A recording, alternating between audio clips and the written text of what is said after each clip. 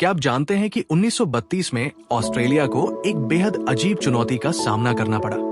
एक ऐसी घटना जिसे आज हम ग्रेट ईमू वॉर के नाम से जानते हैं। ईमू 2 मीटर तक ऊंचा, तेज रफ्तार से दौड़ने वाला और बेहद मजबूत। ये पक्षी ऑस्ट्रेलिया की पहचान भी है और उस समय किसानों की सबसे बड़ी परेशानी भी। पहले विश्व युद्ध के बाद कई सैनिकों को खेती की जमीन दी गई, लेकिन महामंदी के समय गेहूं की कीमतें गिर गई और हालात पहले से ही कठिन थे।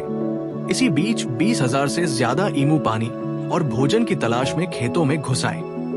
वे फसल रौंदने लगे और अनाज खा गए। बेबस किसानों ने सरकार से गुहार लगाई। उनकी मेहनत बर्बाद हो रही थी। सरकार ने मदद का वादा किया। मशीन गनों से लैस कुछ सैनिक भेजे गए, किसी युद्ध के लिए नहीं, बल्कि पक्षियों को रोकने के लिए। नवंबर 1932 में पहला प्रयास हुआ। सैनिकों ने ईमू के झुंड पर गोलियां चलाई, लेकिन नतीजे उम्मीद से बहुत कम निकले। गोलियों की आवाज सुनते ही ईमू छोटे छोटे समूहों में बंट गए। उनकी ये रणनीति उन्हें बचाने में सफल रही। ये पक्षी 50 किलोमीटर प्रति घंटे से भी तेज दौड़ सकते थे। कई बार गोलियां लगने के बाद भी वे भागते रहे। उबड़ खाबड़ जमीन पर सैनिकों के वाहन धीमे पड़ जाते थे। वहीं ईमू खुले मैदानों में आसानी से दौड़ जाते। हजारों गोलियां चलाई गई, लेकिन मुश्किल से कुछ 100 ईमू ही मारे जा सके। बाकी की संख्या अब भी हजारों में थी। लगातार कोशिशों के बावजूद स्थिति पर नियंत्रण नहीं हो पाया। दिसंबर तक सैनिकों को वापस बुला लिया गया।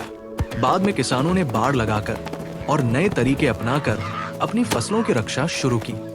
मेजर GPW मेरेडिथ ने बाद में कहा था, अगर किसी सेना में ईमू जैसी सहन शक्ति हो तो वो दुनिया की किसी भी ताकत का सामना कर सकती है। आज ग्रेट ईमू वॉर को एक अनोखे अध्याय के रूप में याद किया जाता है। ये घटना बताती है कि कभी-कभी प्रकृति इंसानों की सबसे बड़ी योजनाओं को भी चुनौती दे देती है। अगर आपको ये कहानी रोचक लगी तो वीडियो को लाइक करें, शेयर करें और कमेंट में बताइए कि आपको इतिहास की कौन सी अनोखी कहानियां और सुननी है।